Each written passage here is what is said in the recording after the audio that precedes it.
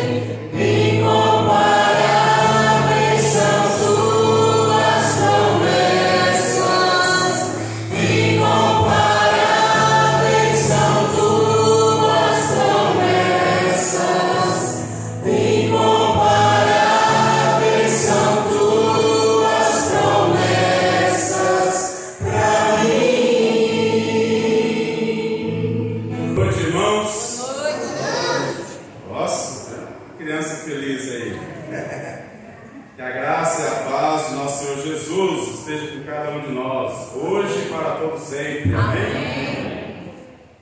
Convido a igreja para estarmos abrindo a palavra de Deus, o livro de Apocalipse. Não se assustem. Livro de Apocalipse, capítulo 2.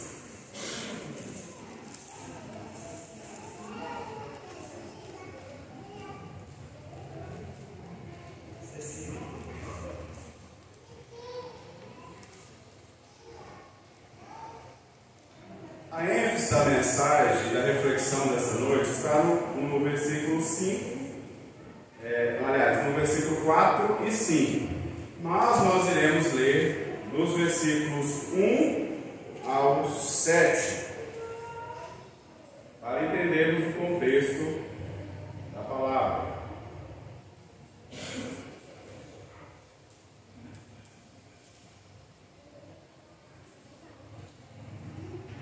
Todos encontraram? Apocalipse capítulo 2. Amém. Iremos ler os versículos 1 ao 7. Texto bastante conhecido da igreja, né? Já ouvimos várias mensagens.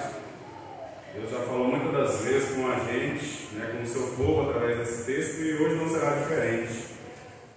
Diz assim a palavra de Deus: ao anjo da igreja em Éfeso escreve: essas coisas diz aquele que conserva na mão direita as 7 estrelas e que anda no meio de 7 candeeiros de ouro.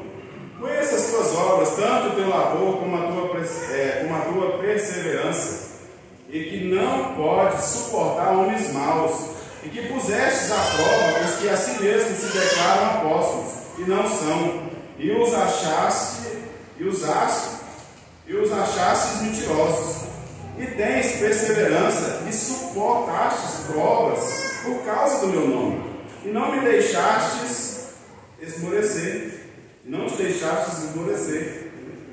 Tenho, porém, contra ti, que abandonaste o teu primeiro amor. Lembra-te, pois, de onde caístes, arrependa-te e volta à prática das primeiras obras. E, se não, venham a ti e moverei do seu lugar o teu candeeiro, caso não te arrependas.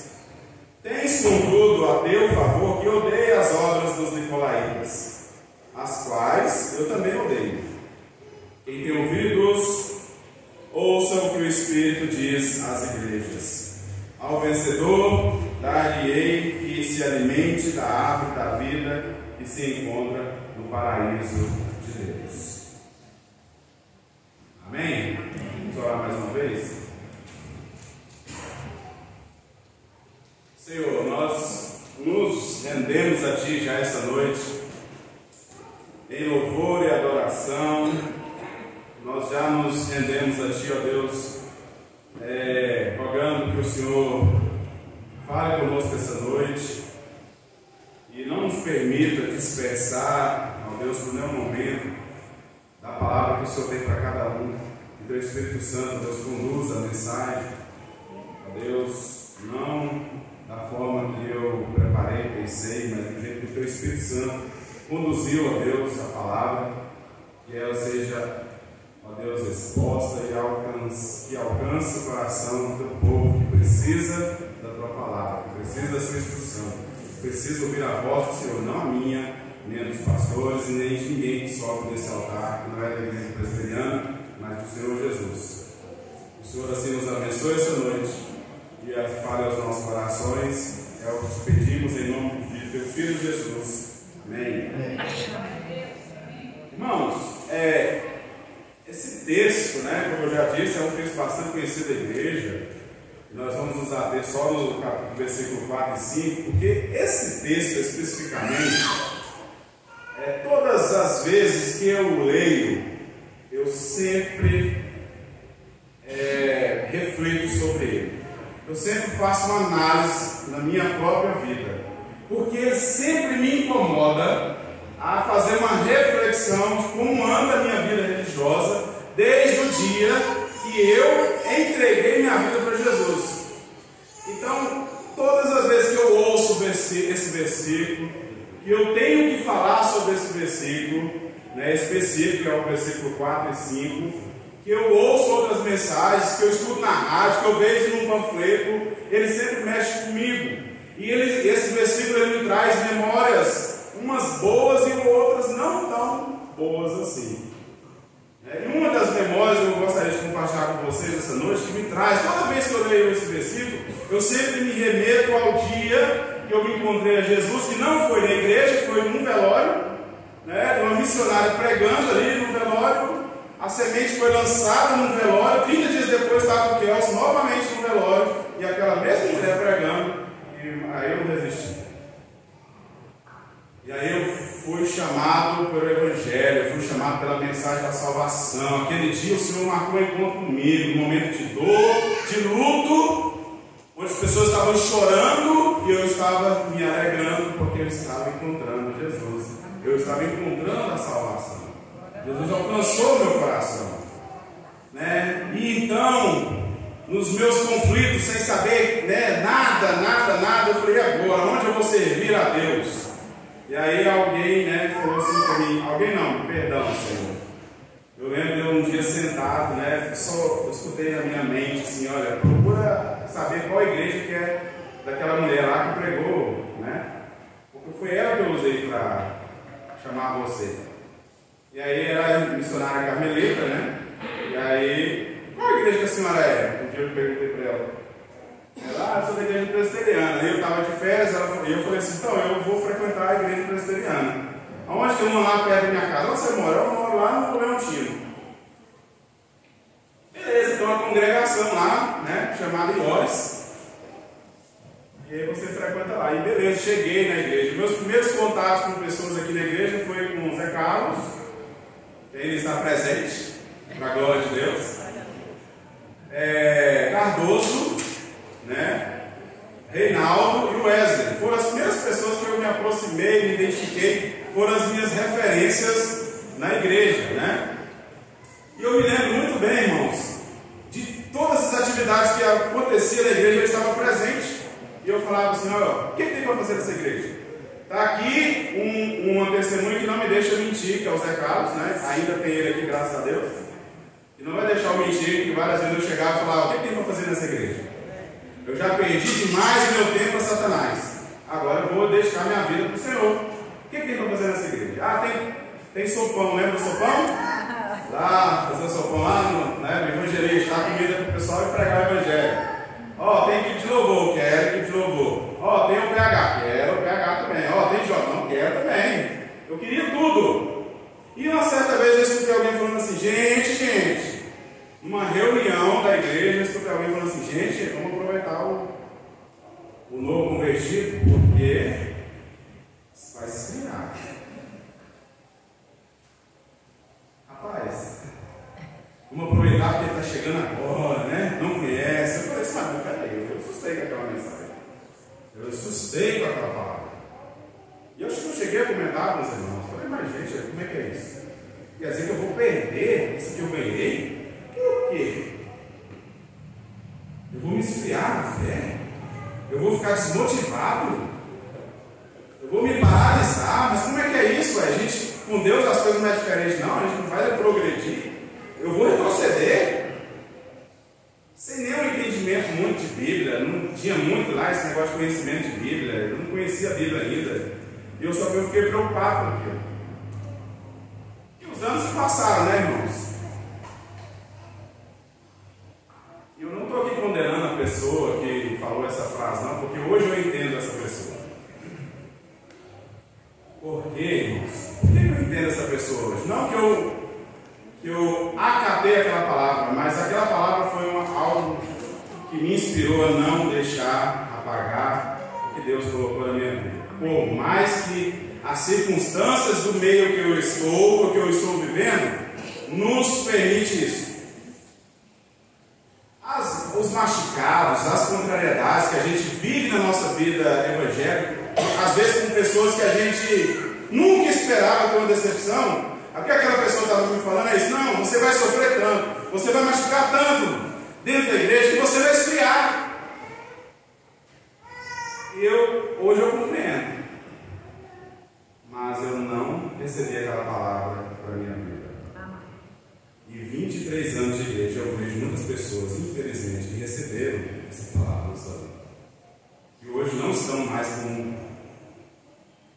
como um dia que você encontrou com Jesus, não assume mais os seus compromissos.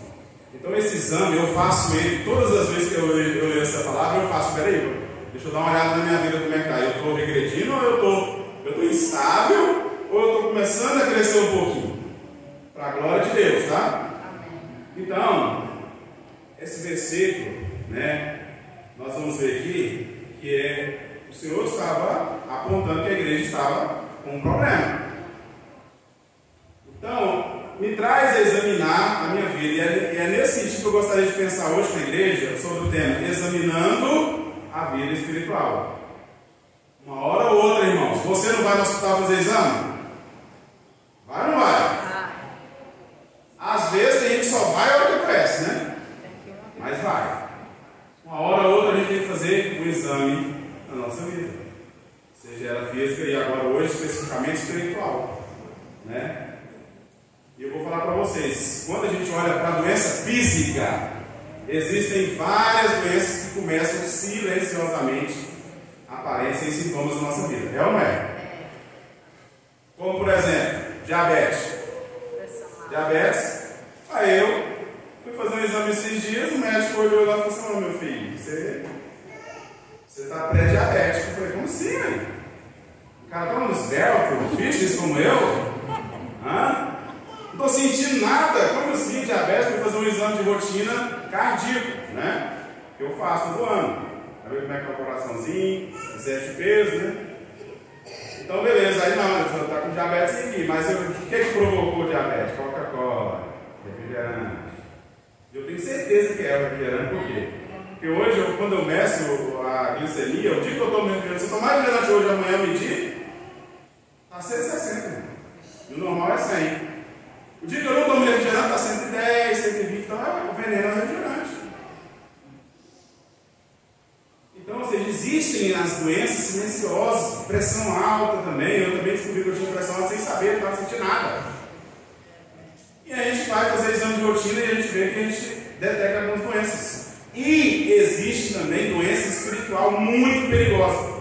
Se vocês prestaram atenção no texto, Jesus está hoje, ele abre a sua palavra para a igreja de Éfeso, elogiando ela, não é?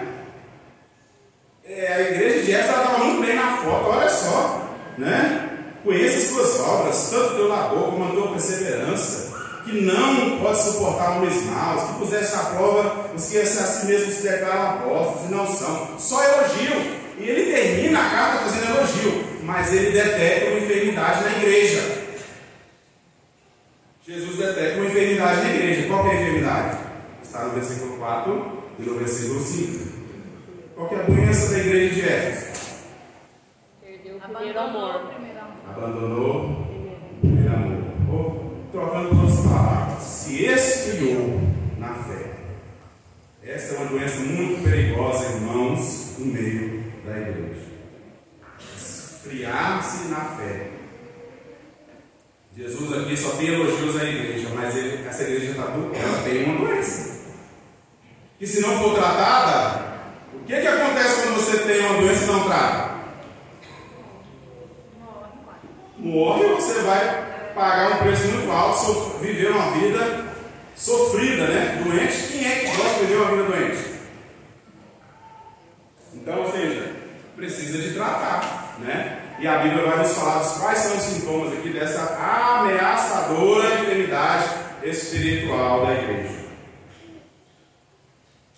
Quando eu falo igreja, irmãos, eu estou pedindo para nós nos examinarmos como pessoa, tá? Nessa noite o Senhor nos convida a examinar como pessoas. E eu fiquei muito feliz hoje de manhã. Fiquei muito feliz mesmo, irmãos, porque assim, eu estou vendo uma coerência de Deus no meio do seu povo, assim, tratando de assuntos. Não sei se vocês têm enxergado espiritualmente isso. Quem estava aqui ontem, na palestra para casais, a gente falou de coisas que o pastor Jonathan hoje usou como referência. Aí você pensa, o cara não sabia que nós tínhamos programação aqui de casais, não sabia que eu ia falar de tema Sabe qual foi o tema de ontem? Rotina. Eu falei sobre rotina de casal. Que muitas das vezes os casais não têm um olhar, não dá importância, não tem um olhar de importância para a rotina cotidiana da sua vida e vive a vida mecanicamente, achando que as coisas é tudo normal, igual o pastor falou, respirar é normal? Não é normal, não. Respirar é uma graça de Deus na sua vida. E aí Deus está falando, e aí hoje eu vou falar de enfermidade, mas não enfermidade física, mas enfermidade espiritual, porque a mensagem estava pronta. Então, quem tem ouvidos, ouça o que a igreja, o que o Espírito Santo está falando. Então, se existir algum desses sintomas na sua vida essa noite, que nós vamos mencionar aqui, que estava acontecendo na igreja de Éfeso, e ainda acontece nos dias de hoje, e já aconteceu em igrejas do passado, igrejas grandes se fecharam, porque não cuidaram do problema da enfermidade. Quando eu convido você a olhar para si, não olhar para o contexto geral da igreja, como um todo, é para você. A igreja que eu estou falando essa noite é para você e para mim. Então a Bíblia vai nos falar de quais sintomas dessa ameaçadora enfermidade espiritual estava acontecendo. Primeiro, o que o povo estava deixando de acontecer? Pessoal, muito ativo, a igreja de Éfeso, um lugar extremamente importante. A igreja que todo pastor queria pastorear, né, André? Rica, influente, cheia de gente boa para trabalhar, serviço para mim. Colocava lá, fazia, fiel à doutrina, mas não tinha amor.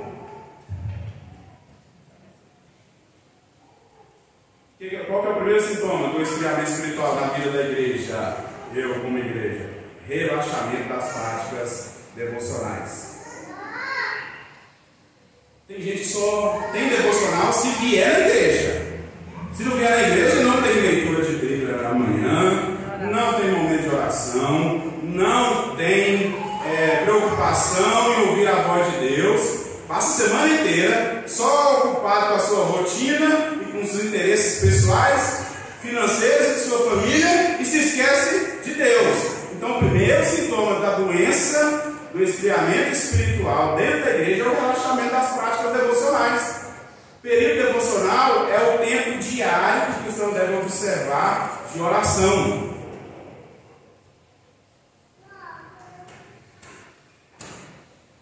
Leitura e meditação nas Escrituras. Aí nós vamos percorrer um pouquinho a Bíblia aqui. Vocês vão ver que o que faz a diferença mesmo na vida das pessoas é a oração. Eu até falo, antes de ler a Bíblia é melhor orar. Por quê? Porque, irmão, quando você ora, você está convidando o Espírito Santo, Deus, para te revelar o que você vai ler. Certo? Então, ou seja, vou mostrar aqui para vocês alguns exemplos de pessoas que foram grandes homens de Deus, porque tinham uma vida de oração devocional. O que é devocional? Todo dia. Todo dia. Não dá para negociar isso. Quem não faz isso já está morto espiritualmente. Morto não, frio. Porque se você for chamado, se o Espírito Santo, Deus, te convenceu do seu pecado, e você foi revelado a salvação para você não morre espiritualmente, você se esfria espiritualmente. E tem a galera que está morta espiritualmente, que ainda nunca experimentou a salvação, nunca conheceu Jesus verdadeiramente de fato. Mas tem pessoas mortas, vivas dentro da igreja, que não tem vida diária de devocional. Chega na igreja domingo e quer que Deus fale tudo com ele, resolve todos os seus problemas. 1 hora de mensagem. Não, quando você está cheio de Deus, está fazendo devocional, quando você chega no culto, você recebe toda a palavra. E você não começa a olhar para irmão, você não começa a olhar para a desafinação do instrumento, para a voz do louvor, você não começa. Não, porque você está cheio de Deus. E aí Daniel 6:10 diz, vai mostrar para a gente o segredo de um homem, que teve êxito em uma cultura totalmente pagã. O que tinha diferente de Daniel? Oração. Oração insistente, incessante. Diz lá em Daniel 6:10, Daniel, pois, quando soube que a Escritura estava assinada, entrou em sua casa e em cima e em seu quarto, onde havia janelas abertas do lado de Jerusalém, 3 vezes por dia se punha de joelhos e orava e dava graças mediante de seu Deus como costumava fazer. Ele não foi porque, nossa, o que aconteceu? Nosso rei decretou: se alguém dobrar o joelho aqui para outro Deus, vai morrer. Aí tem uns crentes que falam assim: ó, chega a prova e nossa, agora eu tenho que orar. Meu Deus do céu, você não importa. Agora eu tenho que orar. Não tem uma vida de oração, não tem uma constância. Aí chega a luta, como é que está o crente? Até ele pegar no tranco, amigo, já sofreu demais na luta. Quando Daniel é pego de surpresa, né, pelos seus inimigos, ele já está armado, ele já está revestido. Ele tem 3 dias, 3 vezes no dia ele ora, ele busca a presença de Deus. E aí quando o inimigo fala assim, o rei fala assim: meu Deus, você vai ter que ir para a cova. Ele: não tem problema não, meu irmão. Se Deus quiser, ele vai me levar. O cara está resolvido. Ele está resolvido espiritualmente, sabe por quê? Porque ele está revestido de uma devocional. Todo dia ele ora, lê a Bíblia, esconde o joelho. Mas o que a gente faz é o contrário. A luta, a hora que você só faz isso, só que a luta chega. Aí você jejuma, aí você vem na igreja, aí você vem terça, você vem quinta. Aí você está igual o primeiro amor. O que eu vou fazer? Eu quero fazer. Tem vigília no monte, tem que hora que é? 5 horas da manhã. Opa, estou dentro. Tem programação lá na igreja, vamos ficar até 11 horas da noite. Opa, eu também quero. Porque está no deserto, né?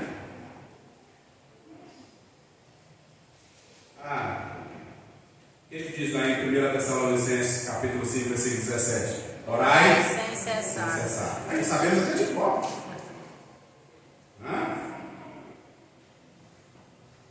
Quais são os benefícios para nós, irmão, de uma leitura diária, de uma devocional diária? Eu acho que vocês sabem de qual também, que eu vou falar aqui. Salmo 1. Bem-aventurado o homem que não anda no caminho dos ímpios, não se detém no caminho dos pecadores, nem se assenta na roda dos escarnecedores. Antes tem o seu prazer na lei do Senhor, e nela medita de dia e de noite. Ó, todo mundo sabe, tá vendo que maravilha? Qual que é o benefício disso? Versículo 3. Ele é como uma árvore plantada junto a ribeiros de água, que no devido tempo, ou seja, você está revestido, certo? No devido tempo você vai se beneficiar daqui. Na hora que chegou a luta, chegou o câncer, chegou o problema financeiro, problema familiar, problema com o filho. Opa! Estou na rocha, meu irmão. Satanás, você vai bater e retirar daqui. Sabe por quê? Porque agora chegou o tempo de Deus me abençoar. Que no devido tempo dá o seu fruto. E tudo quanto ele faz será bem sucedido. Mas vocês sabem, nós sabemos. John Wesley, conhece, né? Ele dizia assim: olha, nunca permitas, sob qualquer circunstância, que passe um dia sequer sem que tenhas no mínimo 1 hora para a sua vida devocional. Uma hora que é, mas 1 hora? E o WhatsApp, como é que fica? E o Instagram? E o Facebook? E o Twitter? E os sites de relacionamento? Como é que fica? Eu vou ter que tirar 1 hora do meu tempo, meu Deus do céu, isso é muito.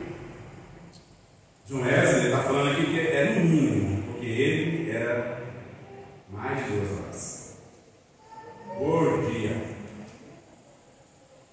Esses homens, sabe, esses homens foram homens, grandes homens de Deus, e até hoje a gente fala deles, sabe por quê? Porque eles oravam, eles tinham um devocional. Outro personagem que eu quero citar também essa noite, que não é bíblico. Às vezes você fala assim: não, mas a Bíblia é difícil de comparar. É difícil mais comparar nós com os homens da Bíblia, não tem jeito não, né?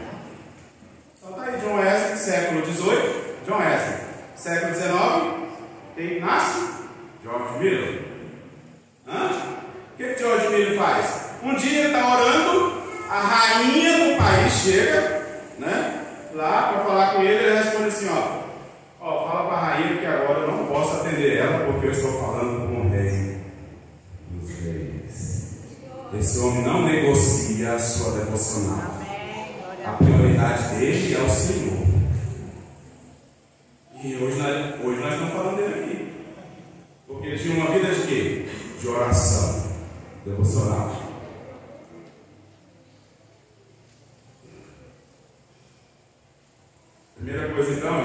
nós precisamos avaliar, fazer um exame da nossa vida espiritual, é se nós não estamos vivendo isso. Se você não está, beleza, o Senhor está falando para você, estou desperto, meu irmão. Estou desperto porque eu estou chegando. Os sinais estão aí.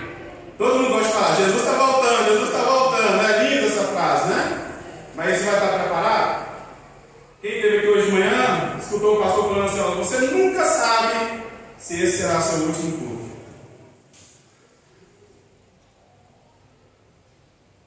Ele deu um beijo na esposa dele, contando testemunho hoje. O pastor João, deu um beijo na esposa dele à noite, voltou para a reunião com você, que era online. Quando ele dormiu, ele não acordou. Aquele era o último beijo na esposa dele, foi a última coisa que ele fez com a esposa. E assim é nós também. Hoje o Senhor está te convidando a fazer um exame da sua vida espiritual. E eu também. Segunda coisa, sintoma de um esfriamento da igreja. Relaxamento no servir, no serviço a Deus. Esfriamento na presença, nos cultos e no trabalho e nos dons e nos ministérios que Deus confiou a cada um do seu corpo. Deus não confiou todos os ministérios numa pessoa só. Não vem achando que às vezes você vai ver uma pessoa fazendo tudo na igreja e ele tem que fazer tudo na igreja, não. Se você tem esse pensamento, está repreendido em nome de Jesus esta noite. Você tem que olhar para a sua vida espiritual, examinar e falar assim, será que não era eu que Davi está fazendo aquilo lá, não? Se eu estiver errado, irmãos, depois que eu sair do culto, eu estou pronto para ser confrontado. Porque Jesus chamou nós para ser o quê? Corpo. E corpo é todo mesmo membro? É? Não, então Deus te chamou, meu irmão. Não para ficar sentadinho no banco, não. Deus chamou para servir, para fazer serviço. Isso é uma graça. Se você for estudar a história, você vai ver que assim, as pessoas ficavam honradas quando o rei chamava Deus para um susto lá, que era, ninguém olhava para ele e falava, não, vou chamar aquele cara, ele vai servir o rei. Nossa, o cara, né? Que seja fazer qualquer coisa inútil, às vezes, aos olhos humanos, mas é servir ao rei. Hebreus 10, 25. O trabalho de servir ao Senhor tem que ter comprometimento. E aí Paulo vai dar uma catracadinha lá, vai chamar a atenção dos irmãos que eram, não tinha assim. Isso, essa é a palavra. No servir ao Senhor, no estar na igreja, né? Hebreus 10, 25 vai nos orientar a não deixarmos de congregar, como infelizmente é costume de alguns.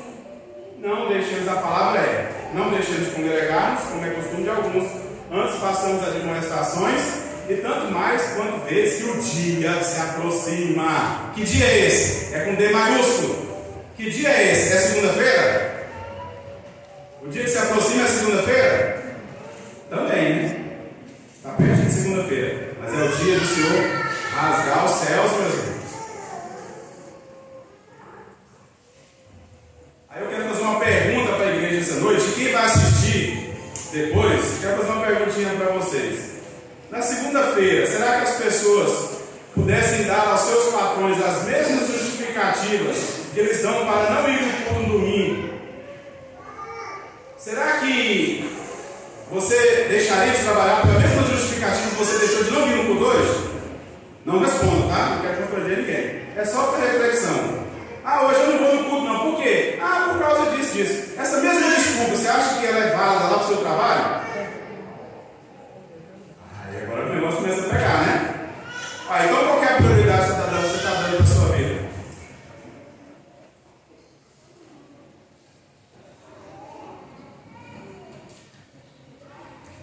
Então, meus irmãos, talvez tais justificativas não tenham passado de uma boa desculpa.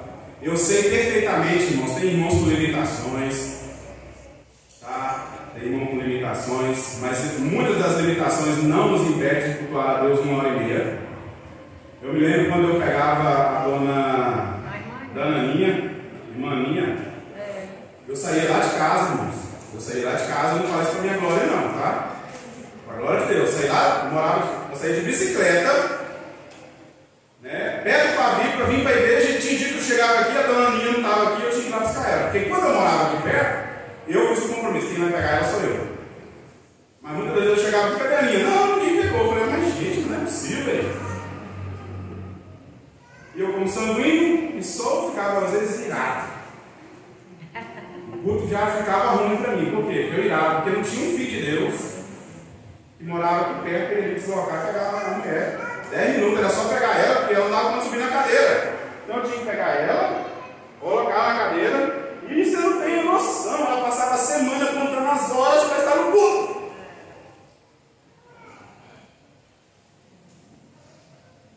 E eu ficava pensando, e o dia que eu não podia ir?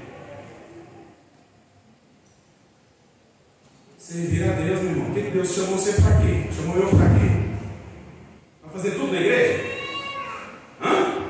Você pode responder. Não? Ou é assim? Pastor tem que fazer tudo. Tocar, cantar, aconselhar, pregar, expulsar o demônio. Não, irmão. Cada um tem a sua função. Mas quer saber o que pode estar acontecendo? Esfriei. Está totalmente frio. Quanto ao trabalho na obra de Deus, né? Lá, sabe o que é isso? Abandono de primeiro amor. É decisão. Não é coisa sobrenatural, não. Bateu um esfriamento em mim aqui agora que não aguento nem sair do banco. Não precisa. Bateu, não é. É decisão. Né?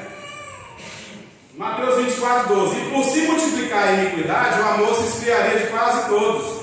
Aí eu pergunto para vocês: você quer estar nessa estatística? Da turma que está frio? Ou das que estão ativos? Não, mas não, nós temos que aceitar, porque diz que na Bíblia, nos últimos tempos, o amor de muitos se esfriaria. Então você vai se enquadrar nessa estatística? Não, irmãos. Não aceita isso não. Não aceita essa palavra. Não aceita porque o mundo está acabando e você não pode fazer nada. Romanos 12:11, no zelo não sejais velhice, sejam fervorosos de espírito, servindo ao Senhor. Efésios 6:7, não servindo à vista, como para agradar homens, né, Branquinho? Texto que nós lemos muito, né? Acho que o Branquinho até decorou. Não como para agradar homens, mas como servos de Cristo, fazendo de coração a vontade de Deus, servindo de boa vontade, como ao Senhor e não a homens. Nosso padrão de servo, irmãos, deve ser o Senhor Jesus Cristo. Nosso padrão de servo é Ele. Eu não posso ser padrão de servo para ninguém nessa igreja. O pastor não pode. Ninguém que está ativo pode ser padrão de servo para você. Me desculpe, se alguém se inspira em mim, por favor, está repreendido também. Em nome de Jesus. Não se inspire em mim, inspire em Jesus, tá? Foque em Jesus. Porque aqui o pessoal estava com enfermo e eles não cuidaram. E eu vou falar para vocês o que aconteceu com a igreja. Aliás, aqui quem é professor já sabe o que aconteceu com a igreja de Eres, né, Fred? Tem alguma coisa lá hoje? Não cuidaram da enfermidade, né? E aí, então o nosso padrão tem que ser o quê? O Senhor. Eu fiz uma linha de tempo. Estudando sobre, sem ser personagens bíblicos, mas pessoas do que humanos, como eu e o Mal, como eu e o Caio, como eu, qualquer outra pessoa, são humanos, que resolveram fazer a diferença, resolveram fazer suas devocionais, cumprir suas obrigações e tiveram grande experiência. Então, o primeiro eu já falei aqui, foi John Wesley, né? Então, assim, olha, século XVIII, século XIX, século XX, eu tenho 3 personagens para falar para vocês, mas eu não tenho hoje, no século XXI, um personagem para falar. Que esses homens fizeram. Estou esperando nascer, talvez ainda nasça. Quem sabe que esteja aqui? Ou você está limitando o Deus que você serve? Século XVIII nasce John Wesley. John Wesley tem o despertar de orar 2 horas por dia, e ele começa a orar, e começa a acontecer um avivamento. mais importantes, vai ser uma das fases que mais é impactante na vida de John Wesley, é o dia que a rainha da Inglaterra fala assim: eu tenho muito mais medo da oração de John Wesley do que todo o exército da França. O que é isso, rapaz? Já pensou? Uma autoridade falou: eu tenho muito mais medo dos joelhos dobrados do Valdino do que de qualquer exército desse mundo. Sabe o que é isso? Intimidade com Deus. Aí morre John Wesley, no século XIX nasce George Miller. George Miller, não vou falar a história dele, vou falar só um resumo. Um homem leu a Bíblia 200 vezes. Multiplique, divide isso por 92 anos que ele viveu. Deu 2,17. Então ele lia a Bíblia por ano, 2 vezes, mais de 2 vezes, e 50 vezes dela foi de joelho. Esse homem fez da vida dele um estilo de vida, um versículo da Bíblia. Um versículo da Bíblia fez ele escrever toda a sua história, uma promessa. Salmo 68, versículo 5, onde diz: Deus é Pai dos órfãos. Aí o cara abriu um monte de orfanato, cuidando de crianças com qual recurso? De Deus. Por que eu sei que é de Deus? Porque tem no caderninho dele, que onde ele registrou 50 mil orações respondidas. Um caderninho não deve ser um livro mais grosso que a Bíblia, né? 50 mil orações respondidas, que ele anotou. Dentro de uma delas está assim: que um dia não tinha pão para o orfanato, e o povo todo desesperado chegou nele e falou: vamos correr atrás. Ele falou assim: eu não peço para homens, eu tenho um Deus. Ele foi para o quarto dele e ele orou, ele usou 6 palavras para orar. Dobrou o joelho e falou: Deus, falta pão, em nome de Jesus, amém. O que aconteceu? Chegou um monte de carroça de pão, porque o pão passou do ponto e o reinado não quis os pão. Falou: não, esse pão não aceita não, pode mandar embora. E aí eles levaram para George Miller. Foi a oração de 3 horas. Deus, falta pão. Isso aí, sabe o que é isso? É a vida de quem tem intimidade com Deus, irmão. É a vida de quem tem devocional. É a vida de quem se coloca à disposição para servir a Deus. Vai ter experiência com Deus. Vai ter experiência com Deus. Hoje escutando o que o pastor Jonathan falando, eu falei assim: a gente não precisa de colocar político lá, gente. Lá na Câmara, para resolver os problemas, nós precisamos só de orar e testemunhar de que Deus faz. O homem aqui falou hoje que o prefeito chama ele para conversar, tanto quando tem que tomar decisão, quando não tem que tomar decisão, quanto para se alegrar, como para se entristecer. Nós temos que ser fluentes. Beleza. E no século XX, quem que nasce? Também para servir a Deus, Billy Graham. Billy Graham registrou a história do século XX. 85 países, o cara levou a mensagem. 2,5 milhões de pessoas se renderam à mensagem do Evangelho pregada por Billy Graham. 85 países que ele visitou, mas transmitido foi para 185 países. Nossa, Billy Graham era um homem como eu e você. Eu li a história dele. Talvez você está falando assim: não, mas aí você fala. Se os personagens da Bíblia é muito para nós nessa noite, então vamos olhar para os contemporâneos nossos. E agora no século XXI, quem vai nascer? Quem os nossos filhos vão usar como referência? Seja você e eu. Que muitas das vezes não vamos pregar para multidões, mas vamos pregar para a nossa família, para os nossos filhos. Eu vou falar uma coisa para vocês. Eu escutei essa semana, Hernandes Dias falando, e ele está certinho. Basta 3 gerações para o povo se esquecer de Deus. Eu não tinha pensado por isso ainda. Basta 3 gerações para o povo se esquecer de Deus. Ele fala lá: a geração que saiu do Egito morreu no deserto. A que nasceu no deserto foi para a terra de Canaã. A próxima geração já tinha esquecido de Deus. Aí eu, você não está preocupado com seus netos, não? Está preocupado, não? E a responsabilidade é de quem? É de John Wesley? É de Billy Graham? É de George Miller? Não, é minha, irmãos. É nossa. E nós estamos brincando de ser evangélico. Está cheio de sintomas de gente que esfriou na fé e não reage. Quem tem ouvido ouça o Espírito dias das igrejas. Terceira coisa, colocar Deus em segundo plano. Eu não vou ler o texto. Aliás, eu vou ler. Ainda tenho tempo. Ageu. Não preciso ler não, porque senão demorar a baixar. Ageu capítulo 2. Ageu capítulo 1, versículo 4 a 11 vai dizer assim, ó, preste atenção o que Ageu está falando do povo. Acaso é tempo de habitares vós em casa apaineladas, enquanto esta casa permanece em ruínas? Ora, pois assim diz o Senhor dos Exércitos: considerai o vosso passado, tendes semeado muito e recolhido pouco, comeis, mas não chega a fartar-vos, bebeis, mas não dá para saciar-vos, vestivos, mas ninguém se aparece e aquece, e o que recebe salário, recebe-o para pô-lo no saquitel furado. Assim diz o Senhor dos Exércitos: considerai o vosso passado, subi ao monte, trazei madeira e edificai a casa, dela me agradarei e serei glorificado, diz o Senhor.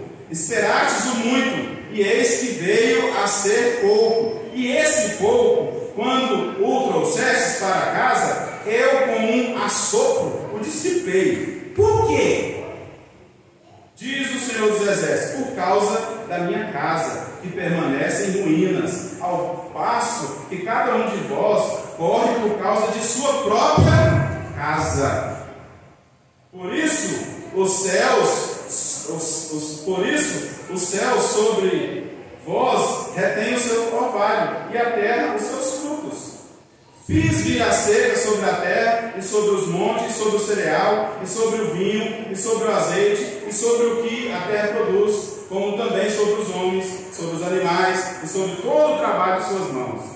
Ou seja, ou vocês coloquem eu como prioridade, ou tudo que vocês fizerem vai ser um saquitel furado. É em Ageu que fala que a glória da segunda casa será melhor do que a? Nossa, é bonito de texto, né?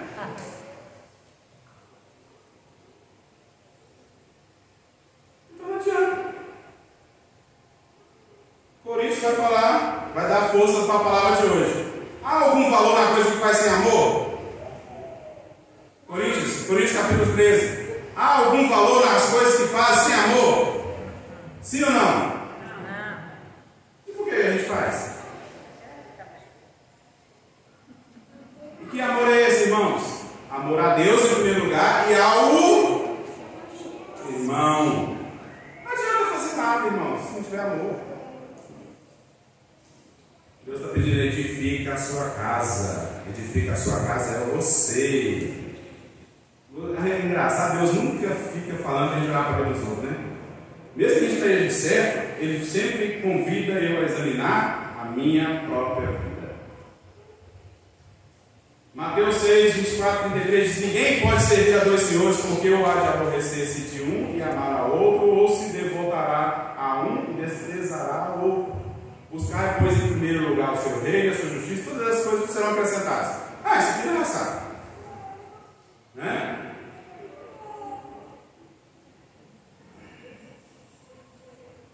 E por último, e finalizando, outra coisa que provoca esfriamento na igreja é concessão ao pecado. O que é concessão ao pecado? Pessoas que não tratam o pecado com seriedade. E não adianta, irmãos, eu querer mostrar o pecado do irmão, viu? Ou eu dobro o joelho e pago um preço de oração para Deus se revelar aquele irmão, ou eu fico calado. Ninguém tem poder aqui nessa terra de convencer ninguém de pecado. Mas o pecado não está sendo tratado como deve ser tratado. Então, nos cultos nós precisamos falar sobre o pecado. Na escola dominical nós precisamos falar sobre o pecado, porque o pecado não está sendo tratado como pecado. Não está sendo tratado seriamente como pecado. O pecado tem sido disfarçado aparentemente com novos nomes e caras. E a igreja está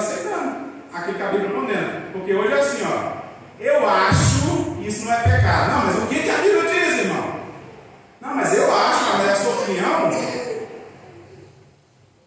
Parâmetro de definição de pecado, que a gente aprende lá no primeiro estudo, né? Mauro e Viviane, Vitória, está aqui, vamos batizar. A primeira definição de pecado é tudo aquilo que não está de conformidade com a palavra de Deus. Fugiu da palavra de Deus é pecado. Mas nós estamos tratando pecado, nós não estamos tratando pecado seriamente. Quando eu falo nós, é nós, viu? Eu, você também. O pecado aí é o mesmo antigo inimigo da alma nossa, não mudou, irmãos. Ele é o mesmo. Os prejuízos são tremendos. Para uns vai levar para o inferno, para outros vai deixar a pessoa vivendo uma vida miserável,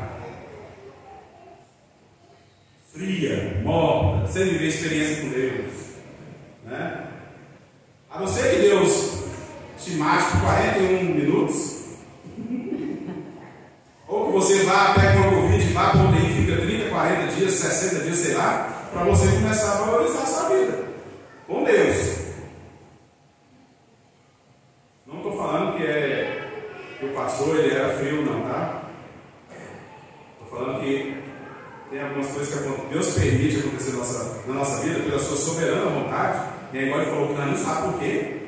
Não sei por que ele me tirou daquele lugar e o outro pastor lá que era muito mais influente que eu, ele Jesus levou. Não sei. Eu não sei. Não é porque eu sou melhor que os outros, não, eu não sei. Todo pecado conhecido deve ser nomeado, identificado e repudiado. Você conhece os seus pecados, eu conheço os meus. Aí quem nós está fazendo devocional todo dia? Aí como é que você vai lutar contra o pecado? Como é que eu luto contra o pecado quando eu não tenho uma vida de oração, devocional, né, de leitura bíblica, de compromisso com a igreja, com a obra do Senhor? Não vai acontecer, irmãos. O pecado vai ser tratado levemente na sua vida. Todo pecado deve ser conhecido, identificado e repudiado, porque nós devemos confiar em Deus para nos libertar dele, para que não exista qualquer pecado consciente, deliberado em qualquer parte da nossa vida. Eu nunca esqueço do meu irmão, né? E se ele depois ouvir a mensagem que ele sempre escuta, nunca esqueço dele.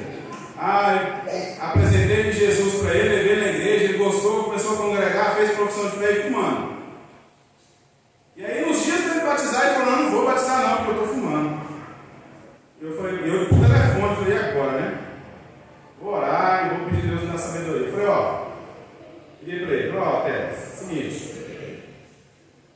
se o Deus que eu sigo não te libertar do cigarro, eu deixo de ser crente. Mas se ele ressuscitou lá, depois de 4 dias. Então o seu Deus não é o mesmo que o meu, porque se for o mesmo Deus que o meu, ele vai te libertar do cigarro. Pois ele fumou até no dia do batismo. De lá para cá, nunca mais, para a glória de Deus. Mas ele tem que ter atitude, né? E aí eu quero terminar falando o seguinte, irmãos. Qual que é a consequência da igreja aqui, irmãos? Por favor, atente para isso. Tenho, porém, contra ti que abandonaste o teu primeiro amor. Lembra-te, pois, de onde caíste. Deus está fazendo um convite para nós voltar no passado. Igual o filho pródigo voltou. Quando que ele caiu em si? Quando ele descobriu, foi onde que ele errou. Eu errei no dia que eu fiz isso. Então, nesta noite, o Senhor também está te convidando. Se você está com esses sintomas aqui, talvez você não esteja. Amém, glória a Deus. Mas talvez você conheça alguém que esteja. E a palavra de Deus diz assim, olha, lembra-te de onde caíste, volta lá onde você começou a se esfriar na fé. E tem uma atitude. Se aquele jovem lá do pródigo, o filho pródigo, né, que abandonou a família, foi gastar, saiu de casa, e ao que ele perdeu tudo, que ele descobriu que ele tinha errado, feio, o Senhor é o mesmo convite. Lembra-te de onde caíste, lembra-te de onde você parou e fez com que você estivesse tão frio hoje, ao ponto de você não servir mais a Deus, ao ponto de você não fazer mais devocional, ao ponto de você não tratar o pecado como tem que ser tratado. Volta lá, meu irmão, tem atitude. E eu vou falar para vocês, Arrependimento, aí o texto continua. Lembra-te depois de onde caíste, arrependa-te. Arrepender, irmãos, não é chorar aqui essa noite, não é levantar a mão. O arrependimento pode ser até sem choro, porque ele não depende do seu choro nem da sua emoção, ele depende da sua atitude. Podia você chorar aqui hoje, ficar emocionado, mexeu comigo a palavra, vou chorar, sentiu alívio, né? Vai aliviar. Mas amanhã, em nenhum momento, você vai ler a Bíblia. Você não vai orar. Porque as coisas vão te sufocar ao ponto que esse Satanás quer. Você fica frio mesmo. Porque você é frio, irmão, saudável, inútil para Satanás. É só família, vem as lutas, você não consegue, é só depressão, é só angústia, é só problema, é só uma coisa atrás da outra e você não tem força nenhuma para lutar. Porque você não está orando, você não está lendo a Bíblia, você não está servindo a Deus, não está obedecendo aquilo que Deus entregou nas suas mãos. E aí depois não adianta chorar, irmãos. Não tem muita coisa o que fazer. Não tem muita coisa o que fazer. É começar do zero. Lembra de onde você caiu? Então beleza, onde que eu caí? Foi lá. Ah, beleza, é aqui, Deus. Então peraí. Agora eu quero arrepender. Como que eu me arrependo? Confessando e tendo atitude. Volta à prática das primeiras obras. Porque se você não fizer isso, e não é minha palavra que não estou amaldiçoando ninguém, tá? É a Bíblia. Porque se você não fizer isso, se não venham a ti, moverei do seu lugar o teu. O que é candeeiro? A luz de Cristo. Vou remover a luz da sua vida. Caso não te arrependas. É sério, irmãos? Aí você vai ficar até quando? E eu vou ficar até quando? Só refletindo sobre isso. E amanhã não acontece nada na minha vida de atitude, nada, não tem nada de atitude. Deus vai remover o candeeiro, irmão. O que sobrou da igreja de Éfeso hoje? Só tem as ruínas lá, né? Vai na Europa. Os grandes templos, quem tem lá hoje? O que são os templos lá, velho? Boteco, bar, as grandes igrejas viraram. Por quê, irmãos? Nossa, Jeová, misericórdia.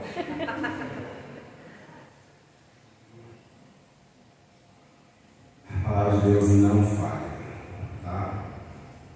Não fique chorando nesse derramar ali, culpando as pessoas pelo seu esfriamento. Não é as pessoas, Deus trata conosco, a reação de nós. Então, irmãos, não há nenhum proveito, nenhum trabalho. Ontem nós fizemos uma coisa maravilhosa, né, Alice? Um trabalho maravilhoso. Mas eu vou falar uma coisa para vocês: se tinha no nosso meio pessoas que não amam a Deus e o irmão, não valeu nada aquilo lá, viu? Não valeu nada. E nem vai valer tudo que nós vamos fazer aqui. Não vale nada. E não adianta você ficar cobrando o irmão amor, você quer, você tem que dar. Deus nunca fica falando para a gente orar para a vida dos outros, sempre orar para nós.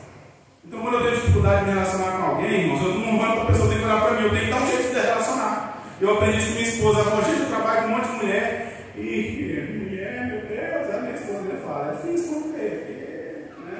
Não é fácil. Eu dou conta, sabe por quê? Não porque eu quero, porque eu renuncio algumas coisas por amor a Deus. E se você não tiver esse comportamento, se a igreja não tiver esse comportamento, vai esfriar, vai minar. E tudo que fizer não vai fluir. Não estou amaldiçoando ninguém. Eu estou lendo que Deus vai remover o candeeiro e pronto. E tudo começa lá na minha casa, tá? E reflete aqui na igreja. Eu li essa semana um pastor falando assim: por que Jesus revelou o traidor para João e não para Pedro? Por que Jesus revelou para João quem era o traidor dos 12 discípulos e não revelou para Pedro? Pedro era o quê?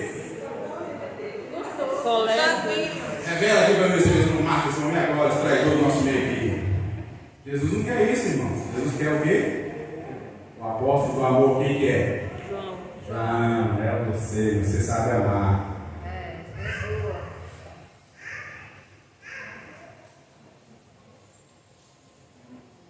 Coloque de pé. Vou te convidar para fazer uma coisa aqui.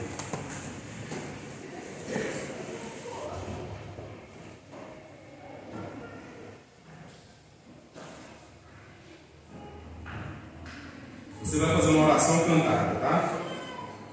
Já que nós falamos de apóstolo João, o apóstolo do amor, ele diz lá em 1 João 1,9: se confessarmos os nossos pecados, ele é fiel e justo para nos perdoar os pecados e nos purificar de toda injustiça. Feche seus olhos e cante essa oração comigo, senhora. Por favor, de todo coração. Quero voltar ao início de tudo. Encontrar-me contigo, Senhor. Quero rever meus conceitos e valores. Eu quero reconstruir. Vou regressar ao caminho. Vou ver as primeiras obras, Senhor.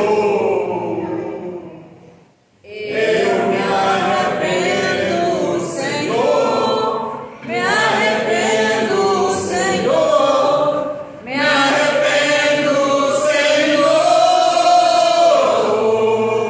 Eu quero voltar ao primeiro amor, ao primeiro amor. Eu quero voltar a Deus. Siga com verdade. Eu quero voltar ao primeiro amor, ao primeiro amor. Eu quero voltar a Deus. Faça, irmãos. Faça daquilo que você canta como uma verdade. Não permita que Satanás ria de você, zombe de você. Não dê ouvidos a ele. Acredite na palavra do Senhor, nas promessas do Senhor. Amém. Glória a Deus. Aquele homem com um versículo da Bíblia fez seu estilo de vida. E nós temos, ó Deus, muitas promessas. Que o Senhor abençoe a tua igreja. Que não seja emoção, que seja pela fé, com atitude. Que o teu Espírito Santo, ó Deus, alcance os corações que aqui estão e aqueles que vão assistir, ó Deus, Em nome de para sair deste lugar de escravidão, de angústia, de depressão, de inferioridade. Ajude-nos, ó Deus, a rever as nossas vidas espirituais. O Senhor tem falado desde ontem para valorizarmos as coisas simples, a nossa rotina simples, porque é nela que a sua graça se revela. E o teu povo não enxerga isso, porque vive na murmuração. Que o Senhor, ó Deus, abençoe-nos, ó Deus, a amar, independente das diferenças. Porque ninguém pode amar a Deus se não amar o irmão. Para que serve essa mensagem se não vai fazer diferença nenhuma na vida do teu povo? Abençoe, ó Deus, a tua igreja, o teu povo, para despertar, ó Pai, para aquilo que é verdadeiro.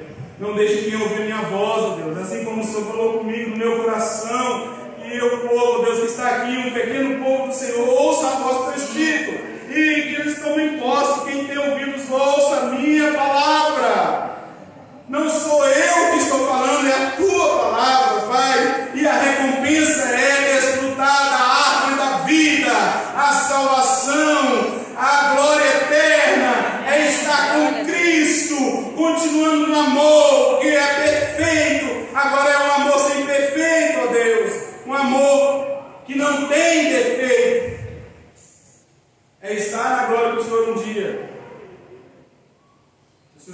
abençoe o teu povo. Nos tira, Deus.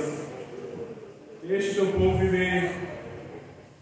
Ó Deus, se esfriar não. Em nome de Jesus, que o Senhor deseje, ó Deus, a cada palavra que foi, a cada pensamento que a tua igreja alimentou, que é contrário à tua vontade, que essa noite seja quebrado em nome de Jesus. Sim, meu Pai. Pelo poder da palavra de Deus. É a nossa oração em nome de Jesus. Amém. Amém.